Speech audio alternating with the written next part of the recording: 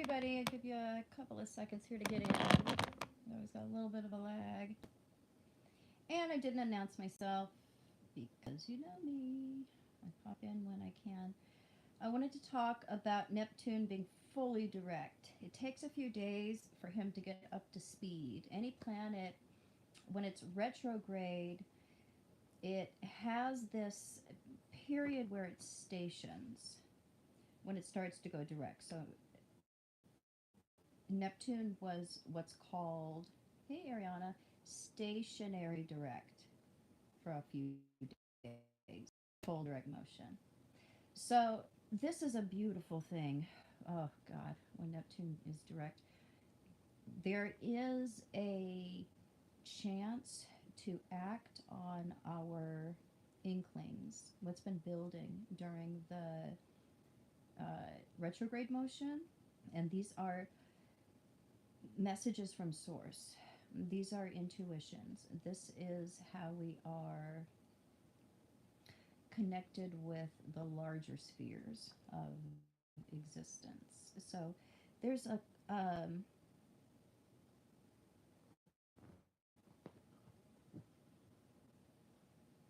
forward action that happens on and a force within ourselves that's actually about inaction. So this is where we can make some strides when it comes to unification. We during the retrograde periods, we build an experience. We consider. We even backtrack. We can take one step forward and two steps back during retrograde periods. It's the two steps back. And we sometimes go two steps forward during the forward motion direct periods, and then maybe we'll take one step back. It depends on who we are and what we're learning and how difficult that particular lesson is.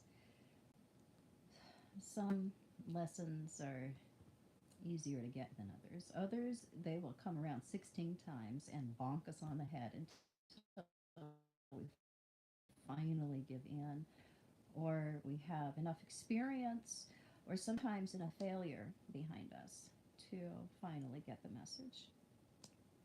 So we are going to get a lot of messages over the next months because Neptune is direct until July 4th of 2025. He went retrograde the 2nd, July 2nd of this year, 2024. Now we get to enjoy a lot of months of direct motion. So we get less caught in the Neptunian web when we are acting out on Neptune.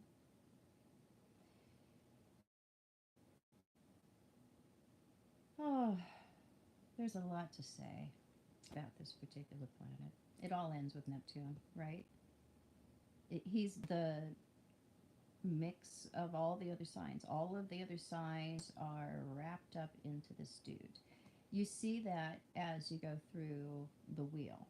We start with Aries, pure, he's his own thing, and then all of the signs fold into each other until we get to the 12th house and we have this incredible complexity, the mix of everything. Neptune. And he can be a malefic and he can be a benefic. There's two sides to every planet, two sides to every sign. And the beautiful side to Neptune is clarity, unification, um, deep healing, and empathy. Having learned the great lessons of compassion and deep, real empathy. Not empathy that we all profess to have, the real thing. the ability to honestly feel into and deeply, deeply resonate with in that space, leaning into what is going on with that person then and there. To know,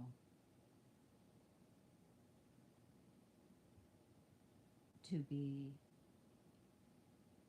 deeply attuned, tuned in. You can't do that. You can't have that kind of empathic, emotional attunement unless you are unified enough within yourself and unless you have absorbed lessons about empathy and compassion. So we have a chance to act on the things that we have learned over the past months. As Neptune is direct, we have a chance to put some of these things, these inklings, these knowings, what our experiences have led us to, into practice. So it's so important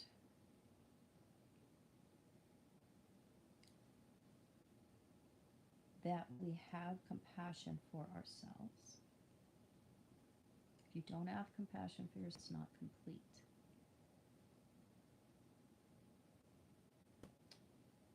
And so much of the time, empaths define empathy as a self-abandonment. I care more for you than I do for myself. Or I know I love you because I can love you more than I love myself. And we need to get down to a lot of the flaws in that kind of thinking. We have a chance to make progress while Neptune is direct when it comes to really understanding how putting ourselves first and choosing ourselves first and really doing what feels good to us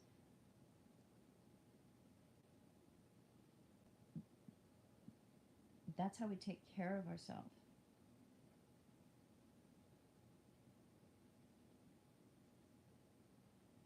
We can't be a good caretaker for others unless we're setting a good example of that by being that for ourselves. People who identify as empaths often do terrible violence to themselves.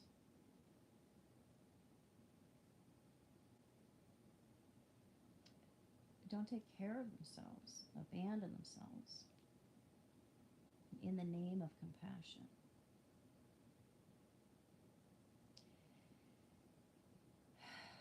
But that's a downright bad example of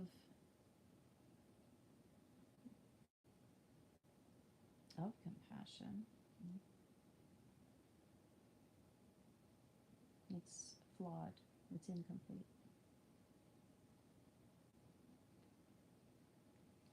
And we also have to remember, while Neptune is direct, this is our chance to not get involved in some people's problems or issues, even if they want us to,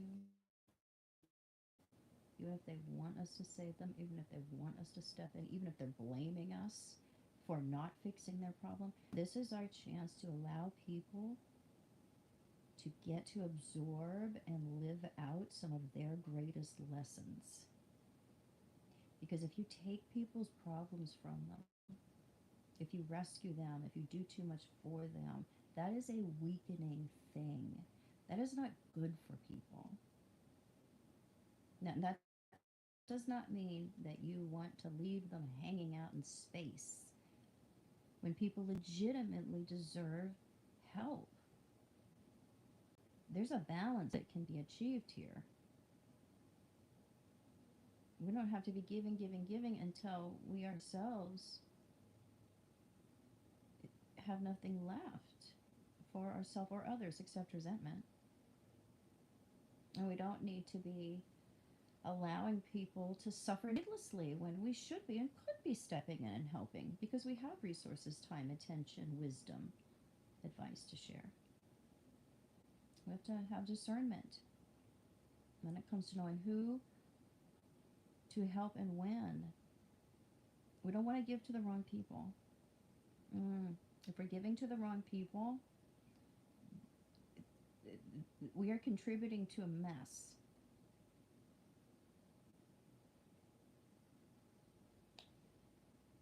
So we can make a lot of strides when it comes to understanding proper application of compassion and what empathy really is. What is it to be deeply tuned in to another to where we don't have to explain?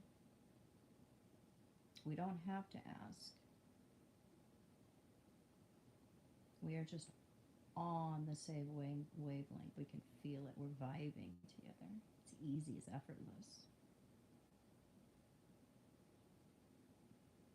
You have to be emotionally tuned into yourself in order to have that.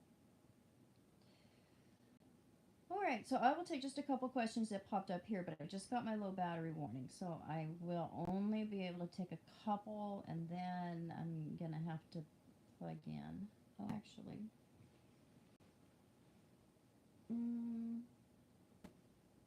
No, my plug isn't close enough, so I'll have to join you guys later. I will plug in, and then I'll pop over onto Instagram here. Let's see. Yes, Imogene, good thoughts there. Eve, thoughts on progressed composite moon conjunct Saturn in the 12th. Ooh, well, Saturn, well, the 12th, moon going through the 12th can be a little rough, or moon progressing through Pisces can be a little rough too. But the progressed moon conjunct to Saturn is a very sobering thing. That puts us in a mood where we're starting to build an inner scaffolding that can actually lead us to having a better experience of domestic and committed relationships because we are more aware of what's needed on a practical everyday level and what are the bones of commitment. And sometimes it's not romantic, and sometimes it's not even pretty. Sometimes we're just showing up because we said we would. And we're getting really clear about what the emotional underpinnings and foundation is in order to be able to have a better experience of safety and stability in the world at large, but specifically in romantic relationships. So it's going to teach you a good lesson there. You're going to like that. It's going to set you up for success, even though it might be a little bit dry while it's going on. But that's the nature of Saturn transits. If things weren't a little bit dry, then we would be having so much fun. We wouldn't learn the lesson, right? We would be partying, right? He takes us out of the game so that we can sit and think and consider and have that experience. The Saturn transits are like when your dad says, no, you're not getting it, or that's not right. Go to your room. Go to your room and think about what you did. Or we're playing crappy in a game and the coach pulls us out of the game and makes us sit on the bench. It's those times that we have to consider, that we have to look at ourselves, that we're learning, that gives us the opportunity to make changes. If we're having success or we're in motion, I mean, there's no reason for us to come to a point of reconsideration or of remaking ourselves or getting it in some way. So it's part of the ebb and the flow. All right, I am going to run out of battery, so I am going to charge, or get a charger. I'll plug in, and then I'm going to hop over onto Instagram if you guys want to check me out over there. So I will either see you later today and I'll take more questions, or I'll see you tomorrow.